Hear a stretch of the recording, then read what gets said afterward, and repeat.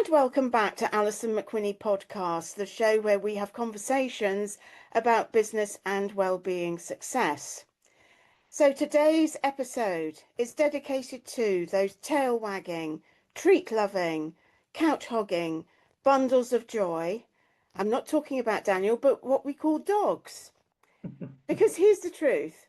Dogs don't just sit and stay, although I'm glad that Bella, who's joining us at the moment, is sitting and staying. They stay with you through life's ups and downs. They don't just fetch a ball, but they fetch your heart as well. Dogs make our lives better, from emotional healing to physical health and everything in between. So if you're walking your pup, curled up on the couch, or driving home from work, this one's for you. Let's dive in. So I'd like to start off by introducing Daniel and Bella. Now, Daniel, you'll know from previous episodes. But Daniel is the guardian of Bella, who we have sitting beside him right now, and hopefully she will be with us for the duration. But what I would add is that she is head of security. So she may be called away at any point on urgent business, and we just have to be mindful of that. But hopefully she will stay with us for the duration of this episode. So, Daniel, perhaps you'd like to introduce Bella and her story.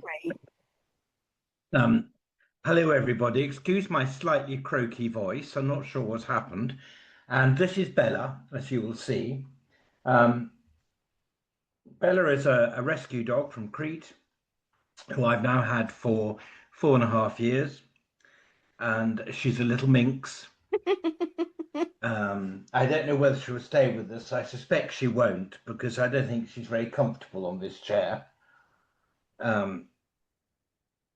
But anyway, there we go. And as I said, I've owned Bella for 4.5 years, and every moment of it has been interesting. It's certainly not been dull, has it? No, I would add that Bella has her own Facebook page, she and does. she would love you to like her page and follow her antics, and it's at Bella. Now, before Bella, you had a beautiful King Charles Cavalier called Figgy, who sadly passed over at a young age. And before we dive into the benefits of owning a dog, I think it's important that we acknowledge that dogs have a shorter lifespan than we do. And if you're owner of a dog, it is quite likely at some time they will pass. What advice do you have for anyone who's recently lost a dog and is currently grieving? I think everybody looks at this in a different way. For me, the day that Figaro passed, and really all his predecessors, um, I came home and I sat and had a cup of tea, and I thought, I can't live without a dog. It's very simple. So I immediately started procedure to get another one, and within 2 weeks I'd got one. Hmm. Um, think about A, whether they want another one, B, whether they're prepared to go through the grief, because it is, I've always said, losing a dog is worse than losing a parent, Mm. because with a dog, they don't know what's happening. It's often so unexpected, and you are suddenly left with this huge void, especially if you live alone with a dog. But if you're prepared to go through all that, it's jolly well worth it. Hmm. And I think, there's that great poem, isn't Over the Rainbow Bridge? And I think that's a poem that's worth looking up if you don't know it and you have lost a dog, because it's all very encouraging about all the dogs you've had greeting you when you go over that bridge yourself. That might sound a bit woo-woo and potty, but it does help, things like that. Of course. One of the most beautiful things about having a dog is just simply how they get to you, and they're non-judgmental, and they don't need words, and they don't really answer back. They don't care about your bad hair day. They're just there every day. And in many respects, they're healers in themselves. Some things that come to my mind would be that they can reduce stress. They ease anxiety. They can help with depression. They offer unwavering companionship. They can literally boost your brain chemistry, give you a sense of purpose. They're also very emotionally intuitive. They can sense when you're down and they stay close. Does anything else come to your mind, Daniel? Well, firstly, I tend not to have bad hair days because I don't have much hair. Secondly, yes, I think all of that is correct. Um, but I think the stress of having a dog is part of the joy of having a dog to a certain extent. And it's a bit like having a child, when a child cries or soils its nappy or whatever, you think, oh, God, here we go again. But then after it, you think, oh, what a sweet thing. So, yes, I mean, they create stress, but at the same time, they stop it happening. It's Mm, a different kind of relaxation. If you've had a bad day at work, you come home and you're greeted by this lovely figure racing towards you saying, oh, thank God you're home. mm, That's so nice. mm. I mean, your wife or husband or whatever wouldn't run out the front door and greet you, would they? And jump up so it's far better to have a dog for that kind of thing. Um, I think that when it comes to depression, it's very easy to talk to because they'll look at you as if they understand, Yeah. whilst not particularly making any comments you might not want. Mm. Um, so yes, they're great. And when you've lost a dog and you get another one, you never quite forget the dog you've lost, but that replacement gets your um, energy levels up again, and you now know you've got something you've got to look after. They really help you to feel needed, don't they? And what's so beautiful about dogs is the way that they love unconditionally as well. Yeah, I've And got a and that sign. I've got a sign by my front door which says the dog and his servant lives here. It's so right. This yeah. loving unconditionally does mean you become their complete slave, but you don't mind because, they're your pal. Yeah. There are also some physical health boosts as well. So some immediate things that come to mind would include that they do get you off the couch because they need walking. Yep. And even if you have a professional walker for some of their walks during the day, that won't cover all the walks that are needed. No. And they also help lower your blood pressure, not only through the exercise, but also when you're petting a dog, that can help reduce blood pressure and improve heart health as well. So statistically, dog owners live longer. They can boost your immune system. Exposure to dog dander helps build resilience. And Bella certainly has a lot of dog dander, doesn't she? Yeah. I think what is interesting about having a dog and in terms of your health is that I, for instance, have no problem with a dog sleeping on my bed. And it's interesting that apart from very recently, the first time I had a cold was after about 8 years of not having a cold. Mm, And I'm sure it's because I have got used to so many germs and grit and whatever it is that it's boost my immune system having a dog, simply because they're near you, so you get used to so many things. And that might sound strange, but I'm sure that's right. and indeed, sleeping near a dog can help improve your sleep as well and your level of sleep. Yes, That's a sometimes. welcome. But I would qualify that by saying yes, it can. Um, but there will be times when you rather wish your dog was in a basket. Mhm, So just occasionally, it's probably quite a good idea to have their own basket by your bed in case they decide they'd rather sleep there. mhm. Always have the option. Um, Social connections are important, and quite often dogs can play a lead role in that. As you take your dog for a walk, sometimes you can meet new people, other people with dogs, and particularly if the dogs show an interest in each other, that can bring you closer to local community as well. Um, what's your feeling on that? Yes, I agree with that completely. Um, I think you've got to be slightly careful sometimes about um, the meeting of other dogs because sometimes, for instance, Bella doesn't like black dogs. Now, whether this is something to do with her past, I don't know about, but she's very frightened of black dogs. So your own individual dog will guide you as to how much um, social interaction you can have. Cavalier King Charles's, for instance, will say hello to everybody and everything, and will take absolutely no notice of you at all, but will just carry on. Um, and of course, if you've got a breed which is a bit fiercer, you've got to be more careful. I mean, that goes without saying. Mm, But on the whole, yes, it is a. Judging by the way that Bella reacts to people she knows, it is quite extraordinary the loveliness she feels towards them. She mm. forgets about me completely. I always get a beautiful welcome from Bella, Yes, without you do fail. get a beautiful one, and you both squeak well.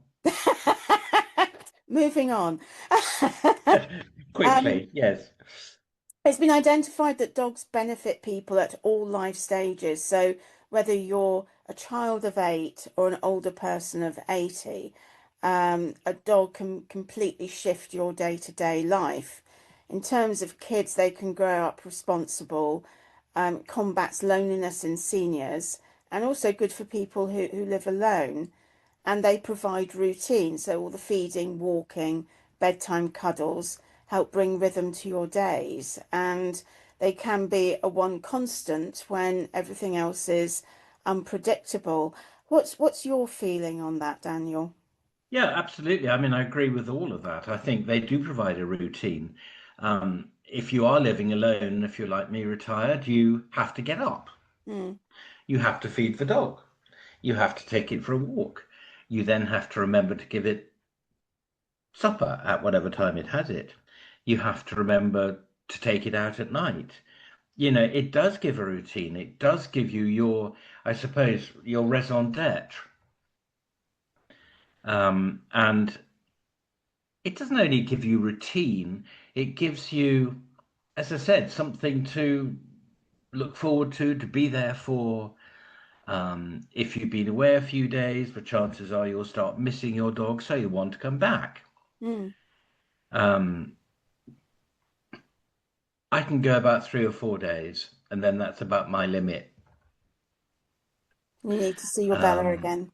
for Bella, yes, to look at Bella again. But yeah, absolutely right. It is for good for routine. It's good for, especially for people who live alone. With regards to children, I think it's very important that children grow up with dogs. Mm, So A, they're not frightened by them, and B, they accept them. But you mm, know, parents have to teach children to be careful with dogs mm, and to treat them well.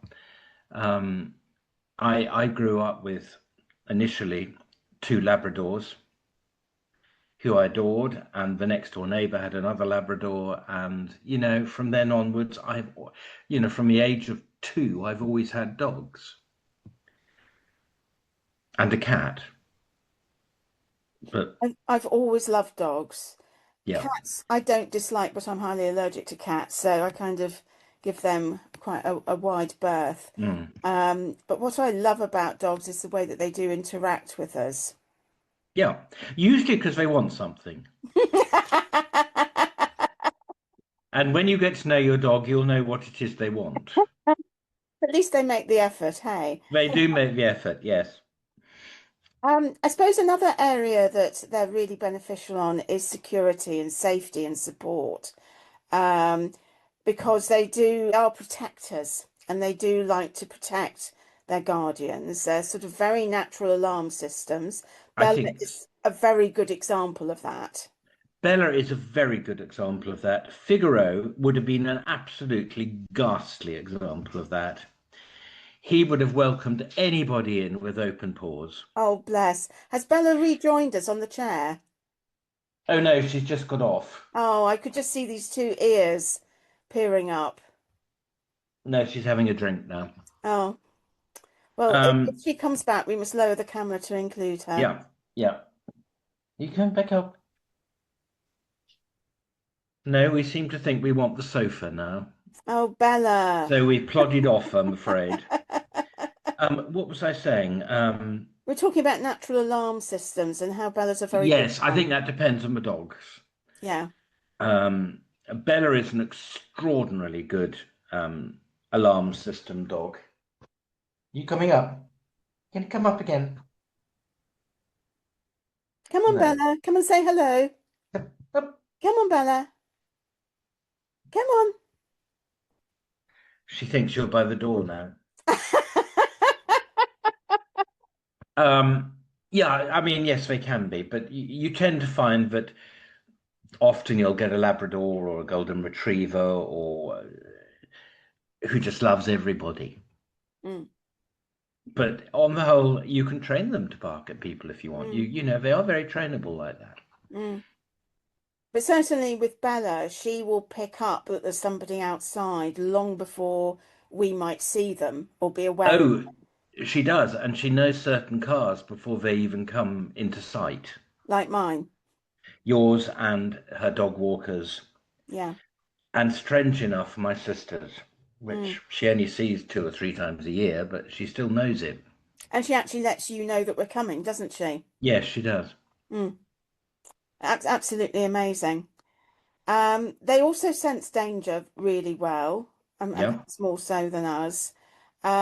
They can also detect health issues. There's quite a lot of research that's been done into this about how dogs can smell certain illnesses or be trained to Yeah, alert they can smell diseases. cancer sometimes. Yeah, They can it is that is amazing, but what always puzzles me is how do you know that what they've smelt? yeah, Um, but yes, there are detection dogs, aren't there, specifically trained to detect certain hormones or certain illnesses. mm. I think, to be honest, Bella would be absolutely hopeless at that. But a lot of dogs, I think, could be very good. Yeah.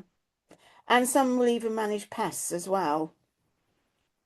Some, sorry, I didn't catch Will that. manage pests, Oh, yes, Bella eats flies, right? catches flies. She's very good at catching She's a flies. very good fly catcher, isn't she? Yes. Yeah, and the trouble is she then eats them, but I'm sure it's protein. So, in terms of lifestyle and personal growth, they're very good mood changers, dogs. But they can also change you. So they can teach patience in people, can't they? I think you have to be patient to have a dog, Yeah. because you don't always understand what they're asking or telling you. Um, they might want to go out at 3 in the morning, but you know, you've got to have the patience to get out of bed, get up and take them out. Mm, But you know, it seems as if I'm saying everything negative about dogs. I'm not. It's, I just think people have got to be aware that in owning a dog, there are so many benefits, but you've got to put yourself out a bit. mm, mm, And as I said, I couldn't live 5 minutes without a dog. mm. They also help improve time management because your day has to revolve around their needs, Yeah, like they their do. basic needs. They do. Um, they also get you outside, and fresh air is always good, that vitamin D.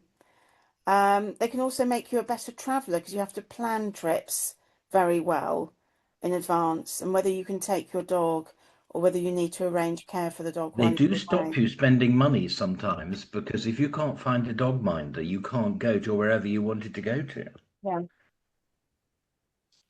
which is highly frustrating. but quite a good thing in the long run.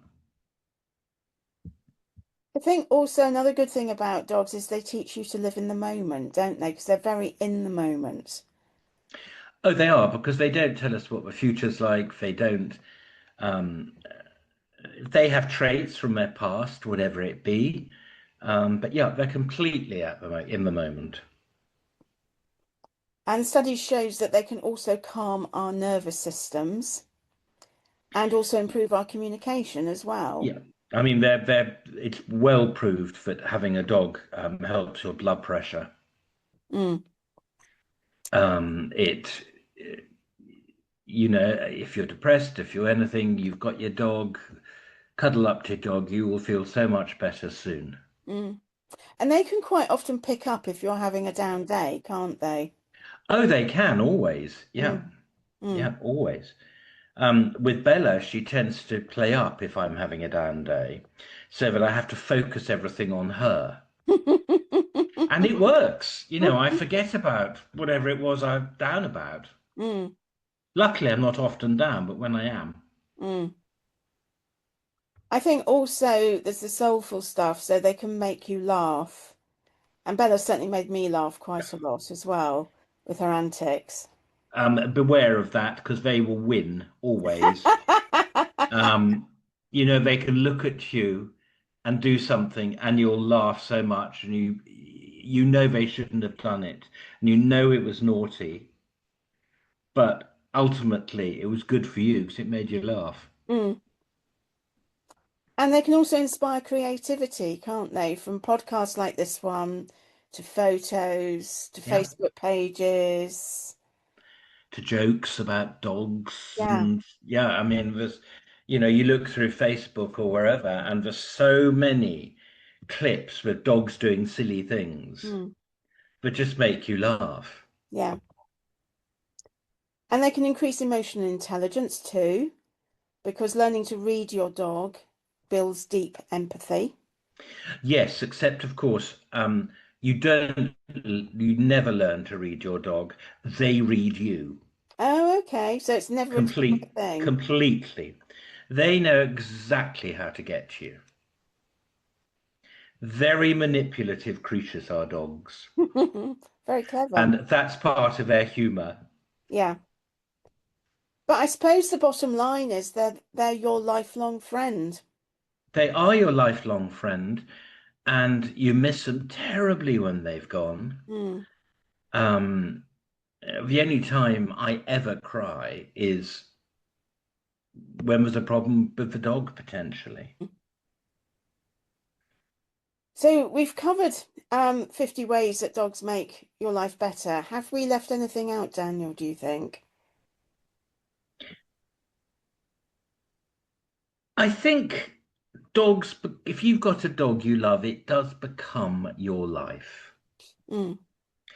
And there's absolutely nothing wrong with that. No. So don't think there is anything wrong with it. Um,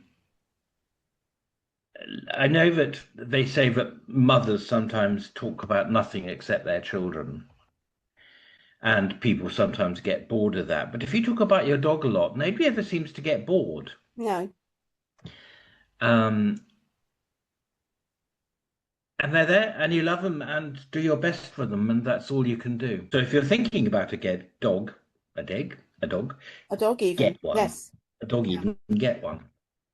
Do you have any recommendations for the best route to get a dog? Various routes. If you're going to go for a rescue, have a look at its background if you can. There are various rescue organisations which are very good. Dogs Trust. I got Bella from one called Chimneys Farm. Um, um, just beware that the rescue dogs might have issues. Most don't, so it's fine.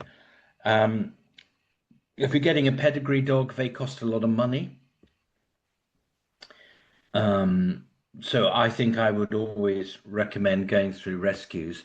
But if Mm. you want a particular breed, for instance, Cavalier King Charles, there is a Cavalier King Charles Rescue Society. So go to them Mm. and they will find you a 3 or 4 year, whatever, however old one you want. Um, Bear in mind vet's bills, but get some kind of pet insurance, which is not expensive and can make all the difference. Hmm. Um, and I think really just love your dog. Yeah. I know that sounds really soppy, but just love your dog. Well, what a wonderful note to end on. So if you do have a dog and you're watching this, then do give them a belly rub, on behalf of myself and Daniel, Or behind the ears. or behind the ears even. Yeah. And if you've loved and lost one, know that their legacy does live on in the way that you love, connect, and heal, and they'll have had a wonderful life with you as well. Um, so thank you for joining us today on Alison McWhinnie podcast. Well, thank you for having me again. Thank you for joining us again, Daniel, and also Bella too. If you've enjoyed this episode, please do share it with a fellow dog lover, like and subscribe to this channel. And also, Bella would love it if you liked her on her Facebook page. She would indeed. She really would. So thank you very much. Until next time. Okay, bye bye. Bye bye.